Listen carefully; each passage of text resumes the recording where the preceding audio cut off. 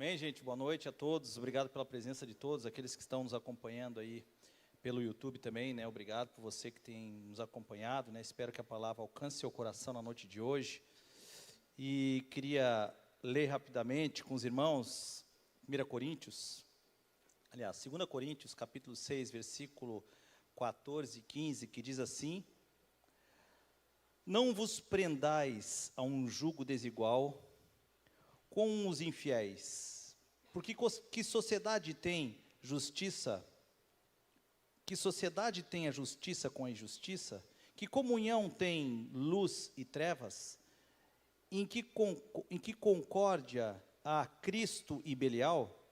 Ou que parte tem o infiel com o fiel com o infiel? Nós estamos aí desde o início da semana. A Elaine trouxe na quarta-feira, quem pôde ver pelo YouTube, você que nos acompanha, ou você que está aqui e viu, falando a respeito da luz de Deus, né? Uma palavra muito bem preparada da parte da Elaine, né?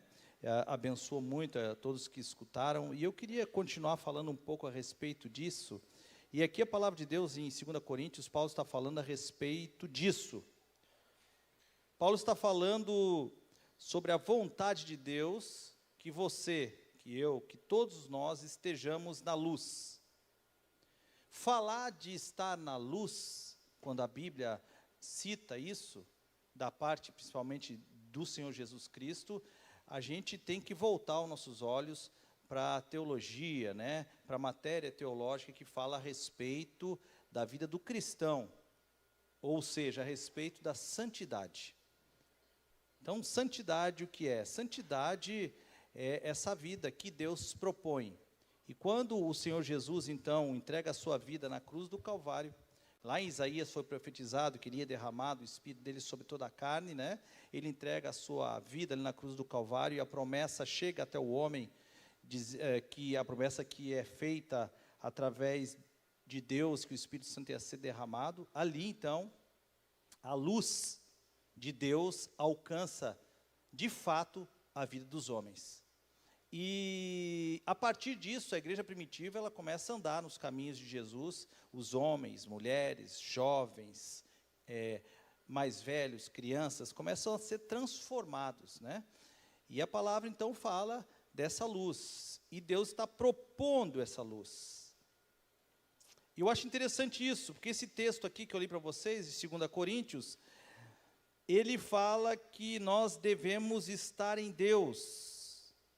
Estar em Deus não é o mesmo que estar vivendo uma vida em pecado, irmãos.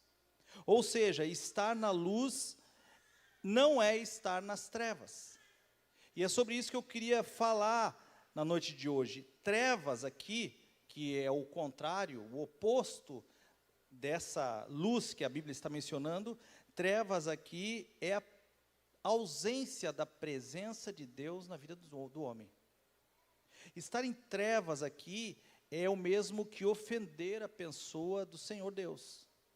Estar em trevas aqui é o afastamento do homem da pessoa de Deus. Estar em trevas aqui, irmãos, para que a gente seja direto e você entenda, sem pré-conceitos estabelecidos em relação à palavra, estar em trevas é estar em pecado. Dá para entender? E dá para entender a proposta da palavra de Deus quando fala que nós devemos estar na luz. É interessante que Santo Agostinho fala algo interessante, que o homem diante de Deus seria como se ele estivesse diante de um sol.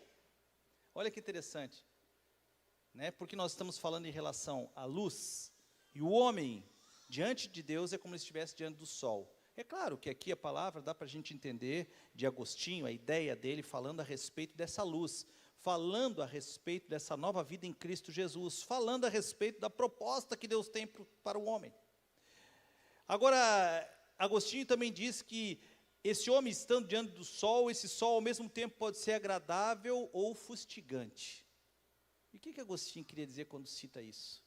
Que ao mesmo tempo que nós em Deus, debaixo da luz, somos limpos, nossos pecados estão expostos, Ele nos lava, Ele nos redime, Ele nos transforma. Ao mesmo tempo, a nossa vida pode ser fulminada pela santidade de Deus. Porque Deus quem está nos julgando, quem está nos olhando. Você parou para ficar debaixo do sol, em pleno verão de 40 graus, eu acho que faz mais que isso no Rio de Janeiro, um dia quente, né? Ficar o dia todo sem protetor solar. Você não imaginou? A minha esposa, quando era jovem, ficou no sol aqui em Florianópolis. Antigamente dizia que o sol era mais forte aqui, né? Mas ela teve queimaduras ali intensas, né? Que deixou marcas na pele dela e tal. Então, Agostinho, quando fala que nós, estando na luz, somos pessoas que, ao mesmo tempo, estamos numa sensação agradável, também nos submetemos a uma sensação fustigante, porque a justiça de Deus, a pressão de Deus, o poder de Deus, a palavra de Deus, a intenção de Deus, ele pode fulminar a vida do homem. Então, eu acho interessante quando Agostinho diz isso.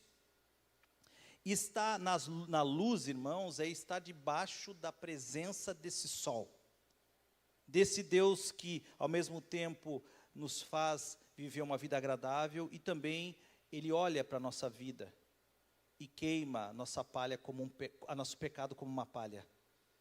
Por isso é bom que a gente viva uma vida santa, coerente. Quando a gente fala de luz, a gente tem que entender isso. Você precisa entender isso. Você que é cristão, ou mesmo você que não é cristão, você precisa viver uma vida coerente diante de Deus. Amém? Então, só estou dando uma introdução, né?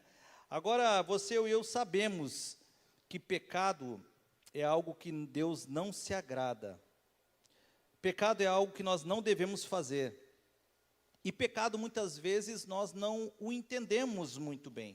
E por isso sofremos, entramos muitas vezes em situações que não são boas, por isso muitas vezes nós acabamos vivendo situações desagradáveis, porque nós pecamos e achamos que, no entanto, o que nós estamos fazendo não é errado. Mas, perante a palavra de Deus, muitas coisas que nós fazemos é pecado sim, é sobre isso que eu quero falar na noite de hoje. Vamos abrir lá em 1 João, é o texto que eu quero ler. 1 João capítulo 1, metade para o final do capítulo 1, e vamos ler o início do capítulo 2. 1 João capítulo 1, no versículo, vamos iniciar aqui no 5, e vamos até o 2 do capítulo 6. Esta é a mensagem, já está aqui, esta é a mensagem que dele ouvimos e vos anunciamos, que Deus é luz, e não há nele trevas nenhuma. Se dissermos que temos comunhão com Ele, com Deus, e andarmos em trevas, mentimos e não praticamos a verdade. Mas se andamos na luz, como Ele na luz está, estamos em comunhão uns com os outros, e o sangue de Jesus Cristo, seu Filho, nos purifica de todo o pecado. Se dissermos que não temos pecado, enganamo-nos a nós mesmos, e não há verdade em nós. Se confessarmos os nossos pecados, Ele, Jesus, é fiel e justo para nos perdoar dos pecados e nos purificar de toda a injustiça. Se dissermos que não pecamos, fazemo-lo mentiroso, e a sua palavra não está em nós. Meus filhinhos, estas coisas vos escrevo para que não pequeis. E se alguém pecar, temos um advogado para com o Pai, Jesus Cristo, o justo. E Ele é a propiciação pelos nossos pecados. E não somente pelos nossos, mas também pelos de todo o mundo. Essa palavra, ela é muito importante, 1 João, do versículo 5 ao 10, do capítulo 1 e 2, capítulo 2, onde eu li até o versículo 2. E aqui nós temos pelo menos 4 pensamentos que eu acho que nós podemos ter aqui em algumas pessoas. Né? Alguns que já entregaram a vida a Cristo, que entenderam a proposta do Senhor, que entenderam os desígnios da humanidade debaixo da vontade soberana de Deus, mas também pode ser que tenha alguns aqui que não tenham feito isso, entregaram a vida a Cristo. Mas independente desses dois grupos de pessoas, tem 4 pensamentos em relação, que está nesse texto aqui, que eu queria trabalhar na noite de hoje com vocês, expor, que está falando em relação a estar nas trevas ou estar na luz. Amém? Então, o primeiro pensamento aqui, algumas pessoas, de repente, pensam, né, que o pecado não existe, que o pecado, ele é criado por homens, para manipular alguns homens, que o ser humano, ele pode optar por estar vivendo a sua vida conforme ele bem deseja. O curso da vida e os desejos que a gente pode ter, podem ser escolhidos por nós mesmos, e nós definimos o nosso próprio destino, a nossa própria vida. Então algumas pessoas pensam aqui que foram homens que criaram essa situação de pecado e que pecado não existe. Pensam que não há possibilidade real com que um homem venha realmente pecar. Deus é Pai, Deus é amor, Deus ama todos, não existe pecado. Creem que eles não pecam. E o pecado aqui não é nada mais, nada menos, irmãos, do que o original dessa palavra diz, hamartia, ou seja, errar o alvo. O alvo é a vontade soberana de Deus. Ou seja, quando você erra o alvo de estar na vontade soberana de Deus, e não é essa vontade algo que você precisa adivinhar, porque Deus revelou a vontade dele na palavra de Deus. Então, quando nós erramos o alvo, nós estamos em pecado. Ou seja, quando você não está debaixo da vontade soberana de Deus, que foi revelada para você, mediante a palavra de Deus, você está em pecado. A palavra de Deus fala isso. Pecar é ferir a Deus, é corromper a Escritura Sagrada, sabe? É como que se você pegasse a própria palavra de Deus, aquilo que Ele mesmo revelou, porque Ele revelou a palavra dEle, e desse essa palavra como se fosse algo que não tem mérito, desprezasse essa palavra. Você fere as Escrituras Sagradas e fere o coração de Deus, que revelou a palavra para que nós venhamos viver essa palavra. Lá em Romanos, capítulo 3, versículo 23, Romanos capítulo 3, versículo de 10 a 12, em Salmos capítulo 51, de 5 e no versículo 7 também, fala em relação a essas pessoas que pensam que não existe pecado. E diz assim, Romanos 3, 23, todos pecaram e estão afastados da presença de Deus e da sua glória. Então, se não existe pecado, as Escrituras Sagradas estão mentindo. Estão advertindo algo que não tem cabimento, que não faz efeito nenhum na vida de ninguém. Mas aqui em Romanos, capítulo 3, versículo 23, essa carta, que é dada no Novo Testamento como um pináculo das Escrituras Sagradas, da revelação da pessoa, da vontade da pessoa de Deus, está dizendo que todos, e todos são todos, independente de cor, de raça, de sexo, de graduação, de inteligência, independente do local que mora, da vida que tem, independente do seu caráter, todos aqui a palavra de Deus afirma, todos estão afastados da presença de Deus. Todos estão longe da glória do Criador. Mas em Romanos, capítulo 3, versículo 10 a 12, diz assim, como dizem as Escrituras Sagradas, não há uma só pessoa que faça o que é certo. Ou seja, não há uma só pessoa que não peque. Esse faça o que é certo está falando em relação à vontade soberana de Deus, ao que Deus revelou na palavra dele. Então você não tem como dizer que você não está neste grupo, ou que esse grupo é seleto para A, B, C ou D. Todos nós estamos inclusos na palavra de Deus, quando a palavra de Deus em Romanos, capítulo 10, fala que, como dizem as Escrituras, não há uma só pessoa que não faça o que é certo. Não há ninguém que tenha juízo. Não há ninguém que adore a Deus. Isso é forte demais, irmãos. Porque muitas vezes nós achamos que as nossas atitudes, os nossos atos, os nossos sacrifícios são justificados pelas ações que nós mesmos premeditamos e nos propomos a fazer. Mas a palavra de Deus está dizendo, não há. daquilo que vem de mim, daquilo que vem de você, daquilo que sai do seu coração. Se não houver Cristo na sua vida, o Espírito Santo na sua vida, não há adoração. Não há ninguém que adore a Deus. Todos se desviaram do caminho correto. Todos se perderam, irmãos. Se perderam do quê? Se perderam de onde? Se perderam da vontade soberana de Deus, se perderam dos desígnios de Deus, se perderam da vontade de Deus para a vida de cada um de nós, se perderam daquilo que é certo, daquilo que é correto, daquilo que é verdade, daquilo que é o bem, que faz você viver uma vida plena. Se perderam, todos se perderam. Não há mais ninguém que faça o bem, não há ninguém mesmo. Você vê a redundância do final? Não há ninguém, e ninguém mesmo. Mas diz mais lá em Salmo 51, versículo 5. Em iniquidade fui formado, e em pecado me concebeu a minha mãe. Ou seja, você não tem direito. E não é verdade quando você diz, não, eu nasci em família A, B, C ou D, a minha mãe tinha caráter, eu fui criado com educação, e a palavra de Deus em Salmo está dizendo, em iniquidade fui formado, e em pecado me concebeu a minha mãe. A palavra de Deus está dizendo aqui que mesmo antes da fundação dos tempos, Deus já tinha provido algo para que você fosse resgatado, porque Deus entendia que o povo dele, os homens, a criação dele iria se desviar desse caminho. E Deus aqui na palavra, lá em Salmo está dizendo, o salmista está dizendo, ei, eu entendo essas coisas.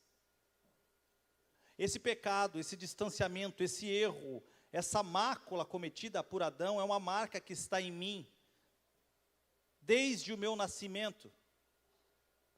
Estava na minha mãe, como esteve na minha avó, como esteve nos meus bisavós. Não tem como eu me livrar dessas coisas. E sabe o que o salmista diz? Depois que ele conclui isso, ele fala de forma angustiada, pedindo misericórdia para Deus, e diz, Senhor, purifica-me, lava-me. Ele está pedindo a Deus, Deus ouve-me. Quem sabe você que está aqui nessa noite, você que está me escutando, você hoje, nessa noite, consiga compreender melhor o seu estado. E quem sabe você volte o seu coração, abre os seus lábios, no final desse culto, na hora que nós estivermos aqui orando, para falar assim como o salmista falou, Senhor, não tem jeito, só se tu me lavar. Senhor, não tem jeito, a minha sujeira debaixo da luz, ela é tão nítida, ela é tão feia, ela fica tão exposta, Senhor, que não existe, não adianta eu passar um alvejante, não adianta eu passar qualquer outro tipo de produto, nem o sabão de um lavandeiro, nem batendo e colocando no sol para coarar, Senhor. Senhor, purifica-me, lava-me, faz-me ouvir. Você está entendendo o que o salmista está dizendo? Irmãos, precisa que você clame a Deus. Precisa que você confesse o seu pecado. Precisa que você entenda que você é pecador, de fato. E que não tem jeito. Algumas pessoas acham que não existe pecado. Mas outras pessoas aqui, já dizem diferente. Algumas pessoas aqui sabem que existe, mas negam o pecado. E elas dizem, não, eu não sou pecador. Quem sabe você tem a sua autoimagem elevada e acha que você não peca, que você já está 20, 30 anos na igreja, que você é diácono, obreiro, que você é pastor, e você não peca. E tem pessoas aqui, de repente, pode ser até um que não seja crente, mas que pode estar pensando, não, isso aí não existe, e eu também tenho um caráter reto, não roubo, não mato, esse é o jargão, é a máxima do ser humano em relação ao erro que a palavra de Deus está dizendo que nós fazemos. Não, eu não roubo, eu não mato. Quem sabe você tem esses argumentos, mas alguns, eles pensam desse jeito mesmo, e dizem, eu não peco. E o texto em Romanos aqui, ele foi claro em falar, não há sequer um que não faça isso. Todos fazemos. A palavra de Deus aqui mostra, que o nosso coração, se não estiver em Cristo, irmãos, lavado, remido, nós estamos em trevas. Você consegue entender isso? Se você não caminhar pelo caminho estreito, que é o caminho de santificação proposto pela palavra de Deus, que liberta o ser humano do pecado, das mãos de Satanás, você está em trevas e não há luz sobre você e nem em você. E essa é a plena verdade. Uns que nem mesmo creem que possa existir pecado, outros já que pensam que não pecam. E agora tem a segunda parte daqueles que são crentes, de repente é você que está aí me escutando, que acha que é um engano. É um engano. E que eles são crentes, e a partir do momento em que foram lavados e remidos por Cristo, eles podem viver a vida deles, eles vão errar, e isso não vai dar em nada. Como que se Deus não estivesse os olhos postos sobre a vida de cada um de nós, e como se Deus não tivesse dito para nós, na própria Escritura Sagrada, que Ele é luz e nós somos luz, como a Elaine falou. Como que se nós andássemos debaixo da luz, mas não nos víssemos? Como que se a luz fosse escura? Como que se a sujeira fosse limpeza? As pessoas estão vivendo um engano, muitas vezes, achando que podem pecar. Viver em pecado, isso não vai ter nenhuma consequência.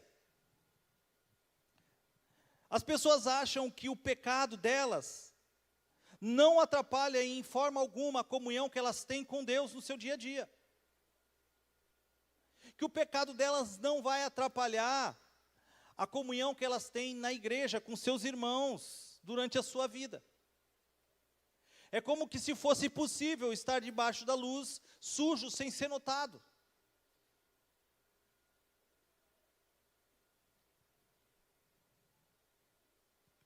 Eu sou crente, eu vivo a minha vida como crente, e eu peco, mas isso não vai dar em nada. Agora tem outros tipos de pessoas que pensam, eu pequei, Deus me perdoou. Pastor, mas tem áreas da minha vida que eu pequei que eu não vou ser perdoado nunca. Quem sabe você é uma dessas. Pastor Sidney pregou aqui, né, no último domingo, falando a respeito de pecado também, falando você, Deus liberta você que de repente cometeu um suicídio, um homicídio, matou alguém, traiu. É forte demais, é apelativo demais. E é lógico que muitas vezes as pessoas não se levantam para vir e querem se expor. Eu já matei alguém, eu traí, eu feri. Irmãos, mas esse não é o caso. Porque quem está julgando não é a igreja, não são os irmãos, é Deus. Indifere. É porque você ou está nas luzes ou está nas trevas. Agora eu quero dizer uma coisa para você. Não existe local onde a luz de Deus não possa alcançar o ser humano. Não existe local onde a mão de Deus não vai em busca do ser humano. Não existe sujeira imunda que o sangue de Cristo não possa limpar, irmão. Não existe atitude suja, imunda que você faça que Deus não possa perdoar. Agora, se Deus perdoa, você precisa entender que Deus te perdoou. E quando Deus nos perdoa, Ele nos coloca debaixo da luz. E Ele nos liberta, irmãos. Então, liberte-se. Aceite o perdão de Deus. Viva as consequências desse perdão de Deus. Ser livre, meu irmão. Livre da culpa. Então, resumindo aqui, para introduzir, falando sobre luz e trevas, são 4 pensamentos que podemos ter, para ser bem claro. Não existe pecado. E eu falei a respeito que existe pecado. Existe, mas eu nunca peco. E eu falei, peca, você peca, todos pecam. Nós pecamos, eu peco. Ou sou salvo e eu posso pecar à vontade, que isso não vai fazer diferença. É mentira. Se você é salvo, precisa que você não peque. Lute contra o pecado. Resista às investidas de Satanás sobre a sua vida, a conversa da serpente no seu ouvido. E um quarto ponto. Deus não pode perdoar os meus pecados. Pode. Pode perdoar os seus pecados, sim. Então, eu gostaria de falar para você, usar o texto aqui que nós lemos de João, para falar com você a respeito de luz e trevas. Até onde essa luz de Deus pode clarear a sua vida. Não é assim? Tem alguns que não permitem que a luz de Deus chegue nas finanças. Tem a luz de Deus, tem alguns que não permitem que a luz de Deus chegue na vida íntima privada. Tem alguns que não permitem que a luz de Deus venha clarear a mente, os conceitos pré-estabelecidos, onde nós buscamos, nas faculdades que nós nos formamos.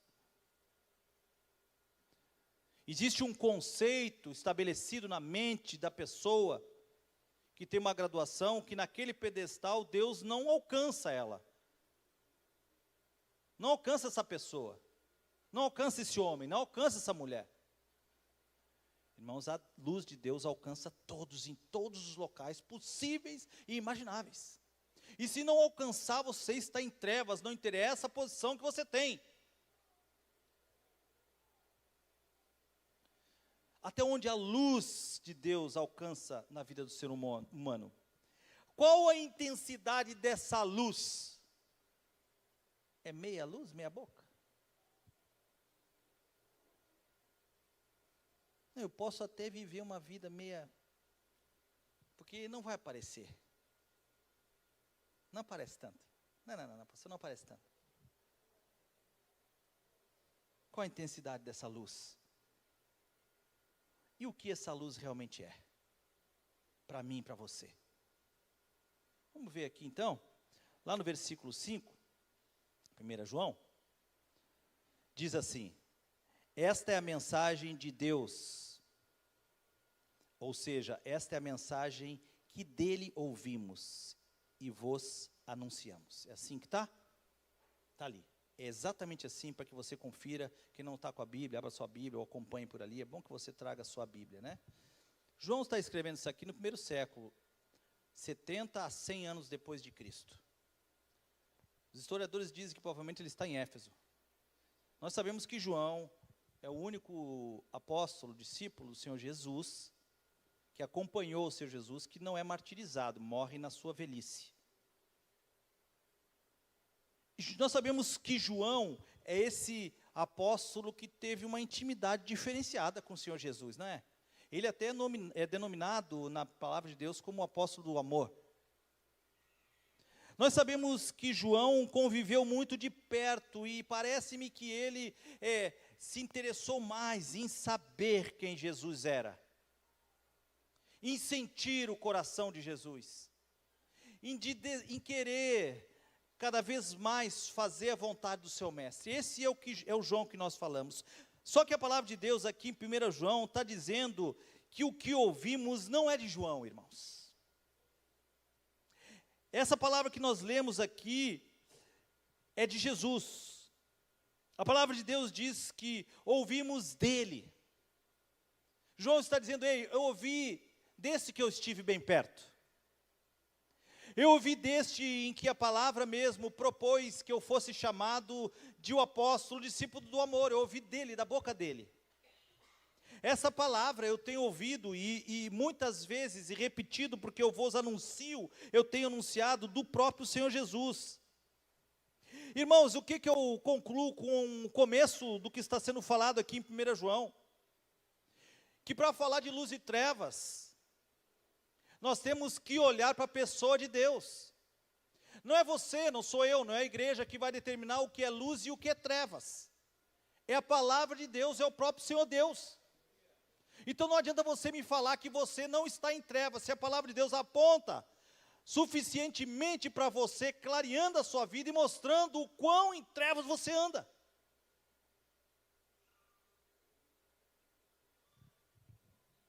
João está dizendo que essa palavra não é dele, mas é do próprio Senhor Jesus, e ele só tem anunciado.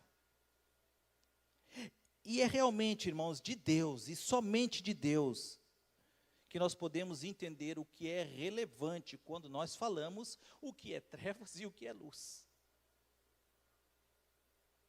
Essa é a maior briga na vida que a palavra de Deus está propondo em relação à santidade. Sabe por quê, irmãos?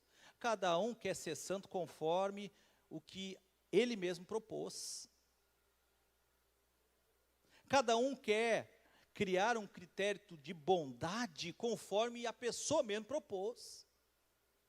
Cada um quer transformar o seu caráter conforme a gente acha que é um caráter que é bom. Mas não é assim, irmão. Não é assim. Porque bom, a palavra de Deus diz, bom só existe um e é o Senhor. Então esqueça essa questão de que você é bom. E foque na palavra de Deus, em Deus, quando você quer saber o que é estar em trevas ou não, para saber o que Ele diz que é quando você está em trevas e quando não é que você está em trevas. Ou seja, a mensagem aqui não é de João, é de Jesus. E que mensagem é essa? É óbvia. Se você for em casa e ler o texto, e você prestou atenção no que foi lido, essa mensagem está falando sobre estar ou não na luz. Essa mensagem está falando sobre estar ou não em trevas. Essa mensagem está falando de morte ou de vida. Você consegue entender? Essa palavra está sendo clara e falando em relação a que você é salvo ou que você não está salvo e já está condenado. Em relação ao próprio coração e vontade de Deus. Deus é luz, e nele não há treva alguma. Por isso, ele é o nosso exemplo. Nele, e só nele, nós sabemos o que é trevas e o que é luz. Todos nascidos de Deus, que estão em Cristo Jesus, eles têm comunhão com o Pai, está dizendo a palavra de Deus. Isso é muito interessante, versículo 6, acompanha aí comigo. Diz assim, se temos comunhão com Deus, estamos aonde? Estão dormindo aí, gente? Estamos aonde? Aonde? Não, vamos com força, estamos aonde? Na luz, cara, na luz. Se temos comunhão com Deus, nós estamos na luz, não em trevas. Ah, não está ali, mas é o que o texto está dizendo. E se estamos em trevas e dizemos como se estivesse na luz, é mentira, não há verdade em nós. Você consegue entender? Então, estar em comunhão com Deus, ou seja, ter algo em comum com Deus, é estar na luz. Quantos aqui têm algo em comum com Deus? Precisa ter. Você precisa buscar isso e ter algo em comum com Deus. Então, o que a palavra está dizendo? Que nós temos que ter consciência de o que é a luz, de quem está dizendo o que é a luz, e consciência para estarmos na luz. Viver em trevas ou fora da luz, é claro que é viver em pecado aqui, né? E eu acho interessante isso, porque nós precisamos viver na luz, e tem uma referência de Isaías, capítulo 6, versículo 5, depois que morre o rei, Isaías tinha aquele rei como um homem soberano, que se sentava num trono sublime, governava o seu povo, que era um homem que era inalcançável pelos exércitos, né? E morre o rei, imagina como é que Isaías fica? Desamparado. A referência dele, a referência do homem de Deus dele morreu. O que inspirava ele, de repente, morreu. O que dava força, o que guardava, Isaías morreu, acabou, terminou. De repente, esse é o jeito que você se encontra. Você tem bastante consideração pela igreja, pela minha pessoa, pela essa obra. Mas e se isso tudo acabasse? Sabe o que Isaías viu e o que ele disse quando ele olhou para o trono e não viu mais o rei? A palavra diz que ele viu um alto e sublime trono e viu o Senhor Jesus sentado no trono. E aí ele percebeu o quão ignorante, sem luz ele vivia. E ele diz assim: ai de mim, eu estou perdido. Irmão, a pior coisa de um ser humano é depositar sua confiança no seu semelhante. Então, eu quero dizer para você nessa noite, para que vocês estejam na luz,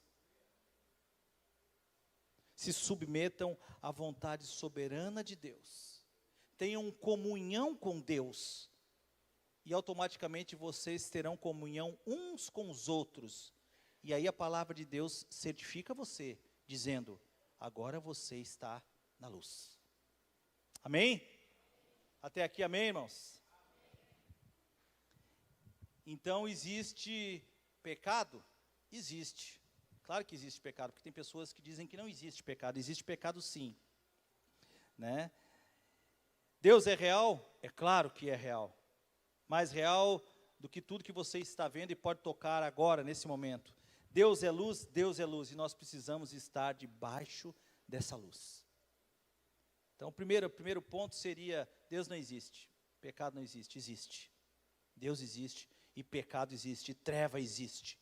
Mas o versículo 7 diz assim: mas, se andamos na luz, vejam que continua a situação e a palavra falando em relação da luz. Se você diz que anda na luz, se andamos na luz, como Ele na luz está, ou seja, se andamos na mesma luz que a palavra de Deus diz que Ele é, e onde Ele está, temos comunhão uns com os outros. E o sangue de Cristo nos purifica de todo o pecado. Olha que interessante, comunhão com Deus, teremos comunhão uns com os outros. E se estamos assim na luz, Ele nos purifica de todo o pecado. Então, as pessoas que dizem que não creem que existe pecado, que pecado é uma coisa da mente do homem, elas estão completamente enganadas. Pecado não é coisa da mente do homem.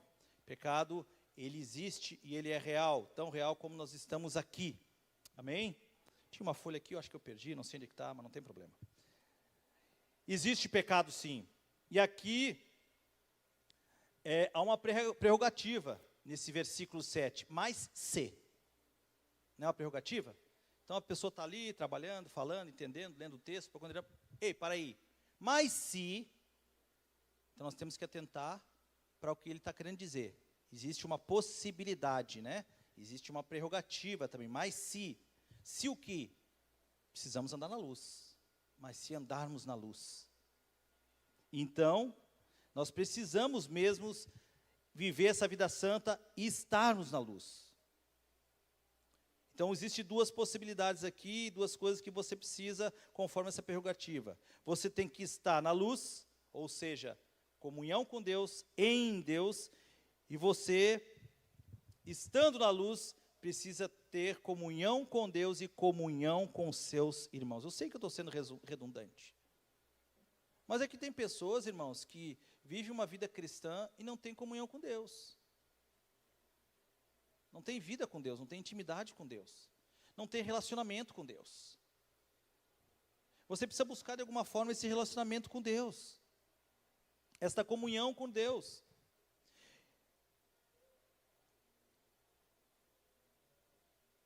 Então nós precisamos disso. Em 1 João capítulo 3, versículo 6, diz assim: qualquer que permanece nele, não pratica o pecado.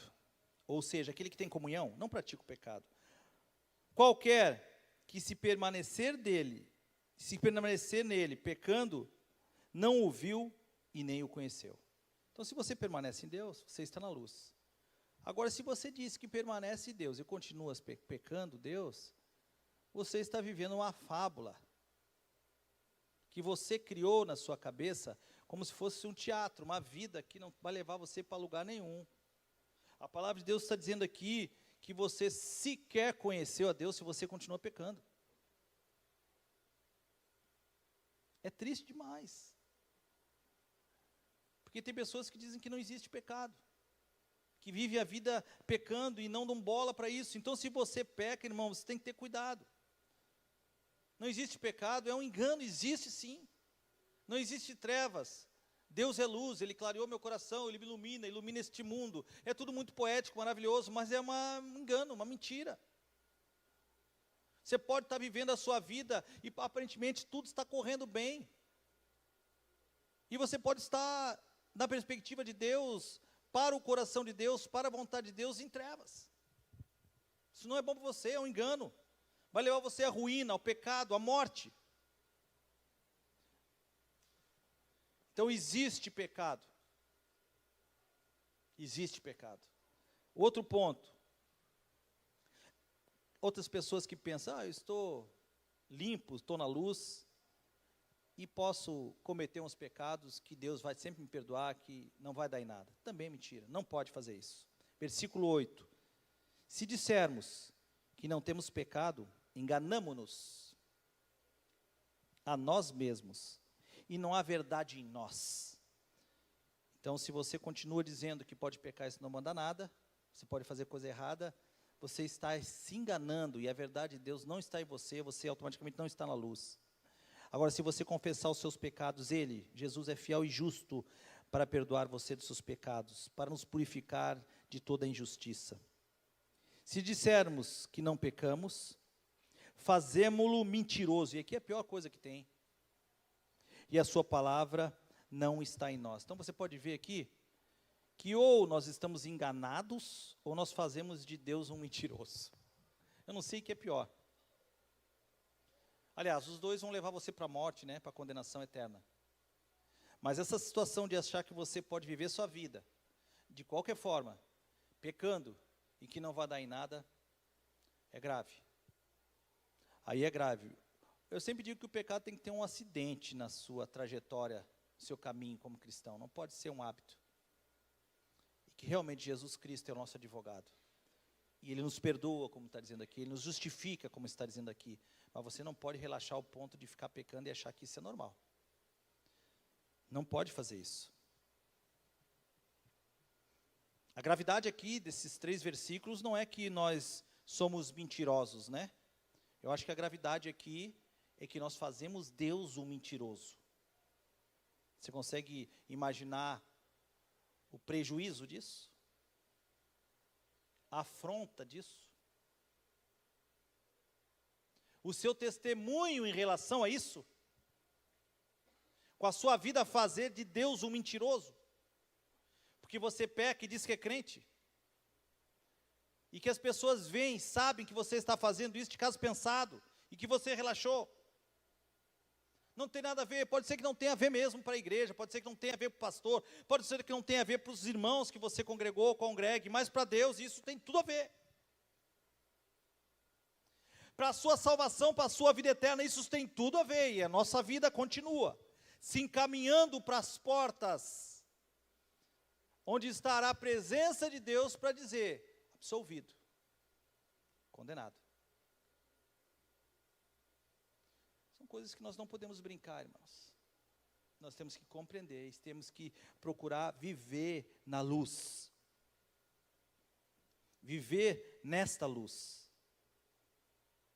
Então, minha sugestão para você é que você fique na luz. Para que você não faça de Deus um mentiroso. Para que você não faça papel de mentiroso. Não adianta, irmão, você entregou a vida para Cristo um dia. Você deu um público testemunho de fé, você foi selado pelo Espírito Santo de Deus. E por onde é que você ande, por qualquer lugar que você ande, o que você faça, o que você não faça, deixou de fazer, você tem o selo e as pessoas estão sabendo, e você está se tornando um mentiroso, dando um triste testemunho, e fazendo de Deus um mentiroso, irmão.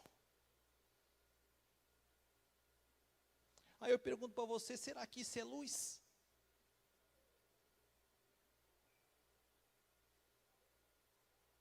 Ei, será que você está na luz? E eu não estou dizendo isso porque eu quero condenar você, porque eu quero trazer você justo para dentro da igreja. Não, irmão, não é isso. Definitivamente, irmãos, não é isso. É porque a palavra de Deus está nos dizendo. É porque Deus revelou a sua palavra dessa forma, para nós que somos criaturas dele. É porque o Criador, ele nos fez, nos formou, e nós vamos passar pelo crivo do julgamento final dele. Irmãos, eu não sei, eu creio que não. Quem vai estar lá? Quais são os júris desse tribunal? Agora eu sei de algumas coisas. Quando você chegar, a pessoa que será analisada é você. Então não adianta você dizer porque o fulano é isso, porque o fulano foi aqui. Não, foi você. É você que vai ser analisado. Você consegue entender? Irmãos, não precisa um júri para ajudar o juiz na sua decisão final. Sabe por quê? Porque é Deus que está ali, irmão. É o justo que está ali. A palavra não está dizendo isso. É aquele que não tem iniquidade, sombras de variação, que não muda, que é a própria luz. Você consegue entender? Porque quando nós vamos ser julgados, o que acontece? O juiz ele precisa de luz, não é? Para ver as vias de fato. Não é só a luz que ilumina, vamos usar isso como um símbolo, mas é conhecer de fato a verdade. Quem é a verdade, irmão? Quem? O Senhor, irmão. Não são os seus argumentos, as suas desculpas, os seus discursos. Não são. Não são.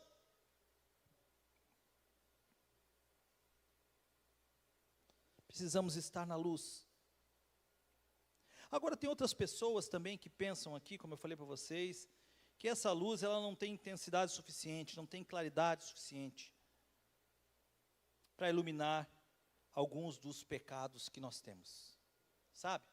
Pessoas que são tão destruídas, pessoas que cometeram coisas terríveis e abomináveis, pessoas que passaram pela dor do arrependimento e não conseguem se perdoar. Sabe, você é um assim. Sabe aquela dor que você ofendeu a pessoa que você mais ama, essa pessoa morreu, e você não conseguiu ir lá conversar com ela e perdoar? Você sabe que ela chorou e queria sua presença ali, e você com rancor do mal que ela lhe fez, não foi ali, e você não consegue mais. E você não se perdoa. Você não consegue fazer com que o tempo volte atrás. Sabe? Sabe você que teve um relacionamento com uma mulher, quando era solteiro, e ela ficou grávida, e você mandou abortar e ela abortou? E era uma vida, e você se converteu agora, e você sabe a besteira que você fez? E de repente hoje você tem uma família estruturada, abençoada, e você sabe que você assassinou uma criança no ventre da mãe, e você olha para trás, irmão, você não consegue se perdoar, você não consegue se aprumar, você não consegue olhar para Cristo, olhar para a palavra de Deus e dizer, Senhor, eu quero ser livre, mas não tem como eu voltar atrás, não tem como eu refazer isso, não tem como. Oh, irmão, eu estou falando da luz, eu estou falando da água que limpa a sujeira, eu estou falando do Cordeiro que perdoa os pecados, irmão, eu estou falando daquele que se entregou porque você fez isso. Ou você não sabe que ele sabe que você fez isso e que isso doeu nele, e que mesmo assim ele se entregou na cruz por causa disso.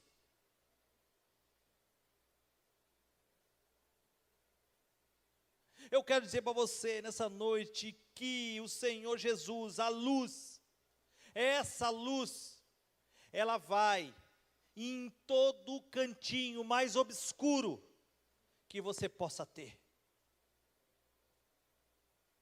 e ela ilumina, e ela limpa, e o perdão alcança, e a liberdade vem, e está feito, é pronto, está feito por Deus, está consumado. Não foi assim que Jesus disse?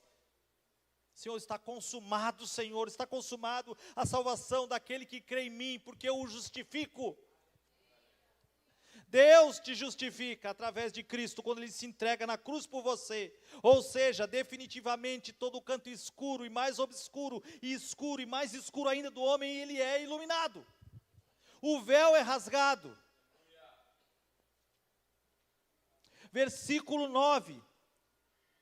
Se confessarmos os nossos pecados, Ele é fiel e justo, irmão, para perdoar todos os nossos pecados e nos purificar de toda a injustiça. Toda é toda. Injustiça é o que nós cometemos. Injustiça é aquilo que acontece quando nos julgamos em detrimento ao nosso semelhante. Mas Ele é fiel e justo para nos purificar de toda a injustiça. Ou seja, se você fez algo que colocou você mesmo nas trevas, num lugar obscuro, onde não tem mais condições que você saia, porque não tem como voltar o tempo, eu quero dizer para você, que o Senhor, Ele é fiel e justo, para purificar você de toda a injustiça. Sabe que injustiça é essa? É a transgressão que você fez contra o próprio Deus. O Senhor Jesus na cruz do Calvário, limpou você, justificou você. Ele é fiel e justo para nos perdoar. O pessoal pode ir subindo aqui, do louvor. Ele é fiel e justo para nos perdoar. Jesus, Ele pagou esse alto preço. E nele, somente nele, irmão, você tem luz. Somente nele. Nele, somente nele, somos limpos.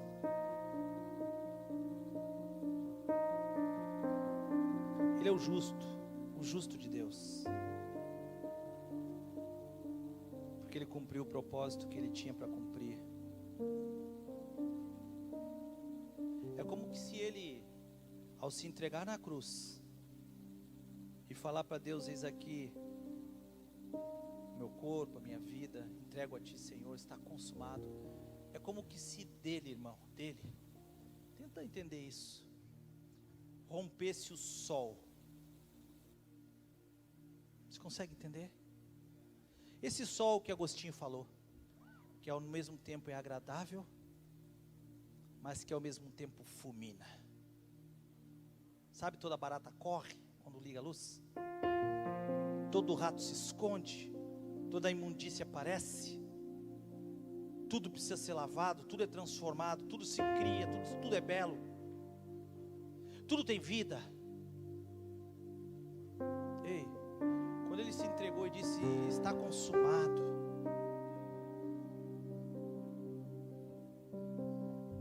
Mateus capítulo 4, versículo 16 diz assim: o povo que se assentava em trevas viu uma grande luz. Eu acho interessante demais, irmãos, porque hoje, como existe gente sentada em trevas. Quem sabe você está sentado, mas está vivendo a sua vida, sabe, sentado de forma cômoda, cômodo. Já viveu a sua vida, já está estabelecido, já tem família, está sentado. Mas a palavra aqui diz que esse povo que estava assentado, só que estava sentado em trevas, era engano, irmãos. Ele viu uma grande luz, e quem sabe você já viu um dia, ou quem sabe você não viu ainda, pois eu quero apresentar nesta palavra para você essa noite a luz do mundo. É Jesus a luz do mundo, irmão.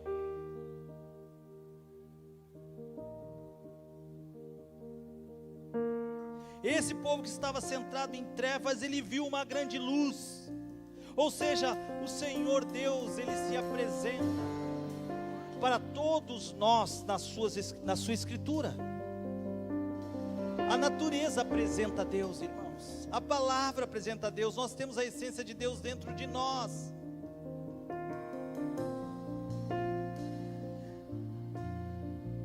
Esse povo que estava sentado em trevas viu uma grande luz, era Jesus. E aos que estavam assentados nas regiões das trevas, nas sombras. E diz mais aqui em Mateus, diz que eles estavam assentados não só fora da luz, Elaine, na sombra, nas trevas, mas diz aqui que eles estavam sentados na morte.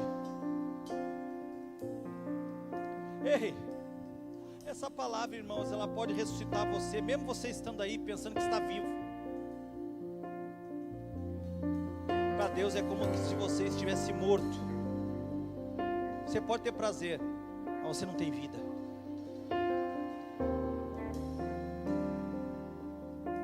Essas pessoas que estavam assentadas na sombra da morte, viram aquela luz que raiou o dia. Coloque-se de pé.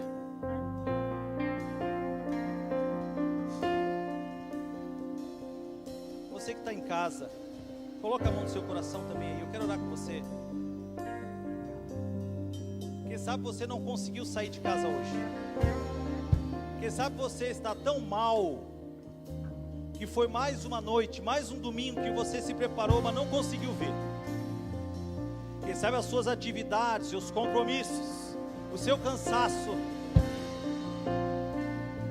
tudo tem pedido para que você escute essa palavra, porque você acha que não tem problema, que você é uma boa pessoa, trabalha, honra os seus compromissos, você está na luz.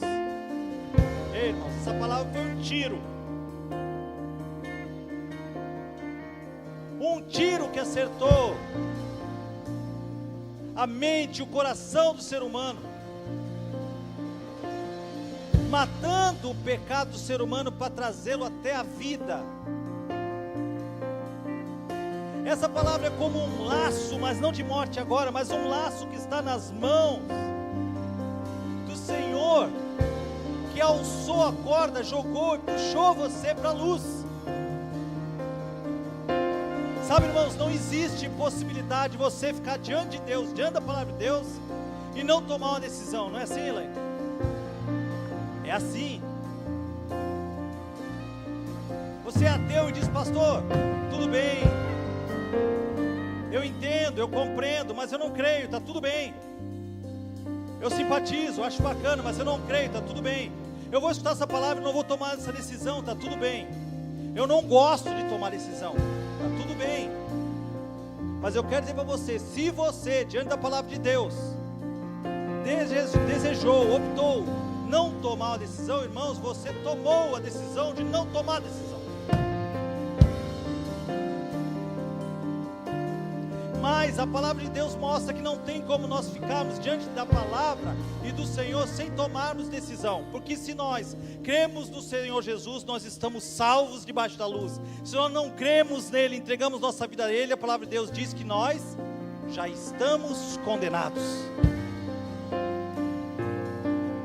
Então, mediante uma palavra dessa, você que está em casa, ajoelhe-se